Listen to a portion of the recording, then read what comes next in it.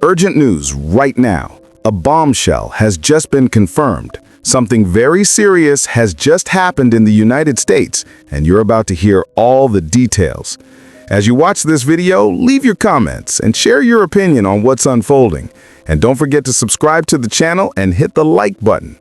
What you're about to see is extremely important. All right, big news there. Let's bring in law professor and Fox News contributor Jonathan Turley to tell us what he makes of all of it. Welcome to you, Jonathan. Please do share your reaction. Thank you very much. Well, it was a fascinating argument, but I have to say, if I was a betting man, I would say that Humphrey's estate is not going to make it to 91. I mean, this is indeed a 90-year-old doctrine that helps shape much of the government in terms of independent commissions. But it has long been challenged by people who said, where does that authority come from? The president, as the head of the executive branch, has Article II powers to conduct the business of the executive branch. And this created a sort of weird creature that was half congressional, half executive. And since that case was handed down, there have been many who've said that's a mythical creature that does not exist in the Constitution. Many of the justices, and clearly a majority, were skeptical and even frustrated at points. They kept on asking counsel, don't keep on telling us that this has been around for 90 years. Tell us why this is part of the Constitution. What is your theory and what are the limits? They really didn't hear back on that one. Here is the oral arguments from Justice Kagan today, Jonathan. Listen.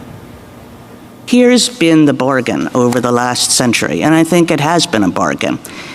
Congress has given these agencies a lot of work to do that is not traditionally executive work. And they've given all of that power to these agencies largely with it in mind that the agencies are not under the control of a single person, of the president.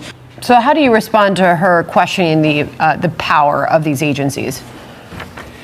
Well, Justice Kagan kept on returning to what she called real-world considerations, and that, frankly, is the last argument you make when you don't have a very strong constitutional argument, in my view. I thought that the argument really collapsed in front of these justices. At points, Justice Jackson seemed to step down and complete the arguments for the counsel. I mean, she was mainly arguing the case, not asking questions.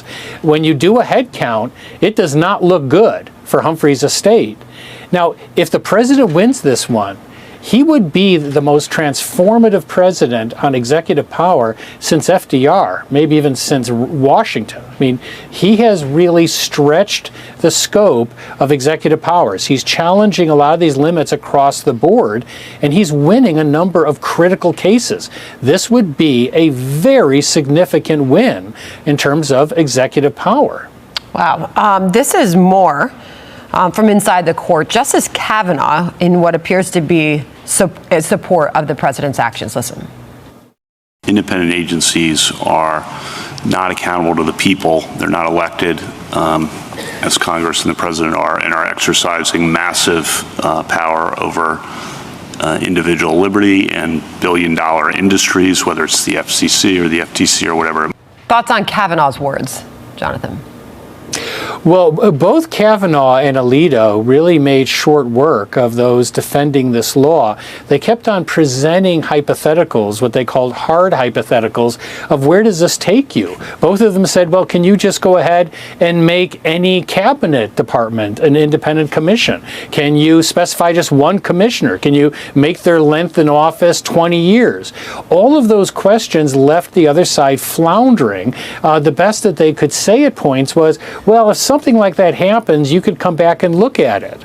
Well, the justices are looking at it now. And one of the things that should be unnerving is that those justices that normally form an alliance in these cases with the left of the court were not there today. Chief Justice Roberts really stomped on Humphrey's estate and said that it was basically a desiccated or dried up precedent.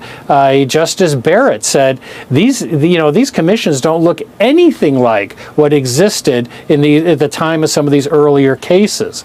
So that's not a good omen if you want Humphrey's estate to live to 91. All right, Jonathan Turley on all of this breaking news for us. We'll see where it ends up. Jonathan, thank you very much. Thank you, Sandra. All right, John?